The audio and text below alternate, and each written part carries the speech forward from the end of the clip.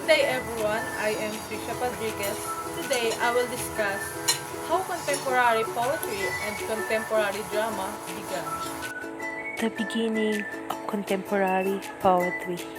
Contemporary poetry began in the mid-20th century, particularly after World War II.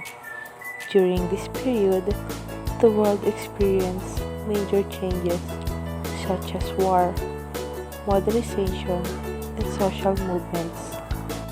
Poets felt that traditional poetic form could no longer fully express the realities of the modern world. As a result, they started to experiment with a new style and themes.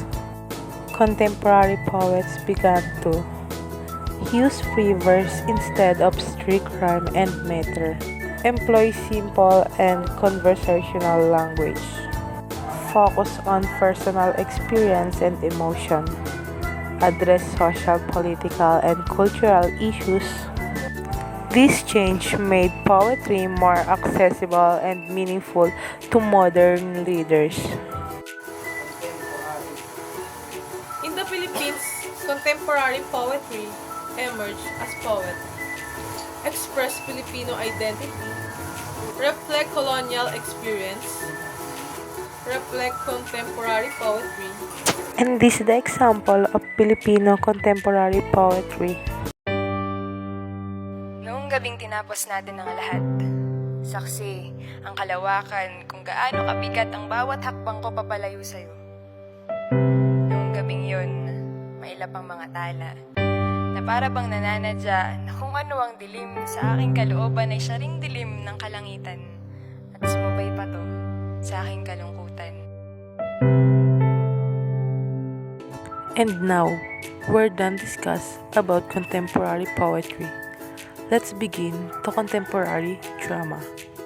Contemporary drama also emerged during the 20th century. Playwrights moved away from exaggerated plots and unrealistic characters that instead focuses on every situation. Drama became a medium to reflect society and explore the real human struggles.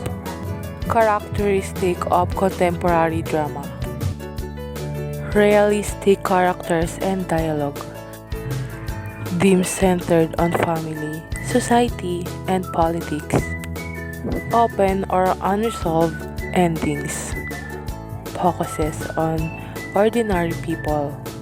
The purpose of contemporary drama is to encourage audience to think critically about real-world issues. Contemporary drama in the Philippine context: modern Filipino family life, social inequality and justice, political and cultural concerns. Plays are often used to educate, challenge, and inspire change. And this is the example of Philippine contemporary drama. Hindi ba ginamit ng iting tala? May isa siyang malaking tulong sa atin. Isa pa, isa siyang mamamahayag. At mayroon siyang alam sa kapatid ko. Ang desisyon ko ay ganun pa rin, Lucia. Huwag mo nang ipilit pa. Sandali ata. Pag-usap tayo. Sino ba siya sa tingin niya? Astahang marunong. Katulad ng naman nating mga dukha. Leader? Aba, kay kapal ng kalyo sa mukha. Bueno, mga suki! Hindi na kayo, huwag mong madali mo sa hindi mo upusan. Ito, Carmen. Pampapapiling mo ba si? Ito, hindi ka na rin magigising. Bakit mo?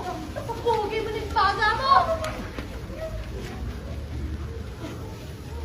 Ngayon, sabay-sabay tayo mga kababayan. Kami nga ng malalim. Ang titigil ng tayo.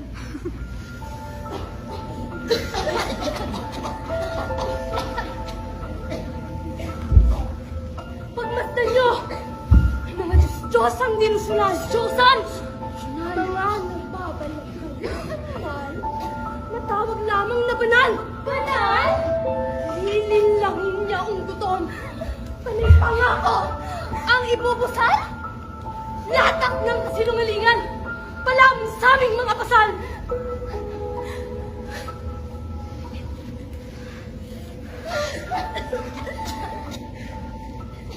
Kaya't huwag kayong magtataka kung kami mga kapit sa patalim. Mga takot mawalan. Kaya't lumaking sakim. Akin na yan! Sinabi ng akin na yan! And that's all. Thank you for watching.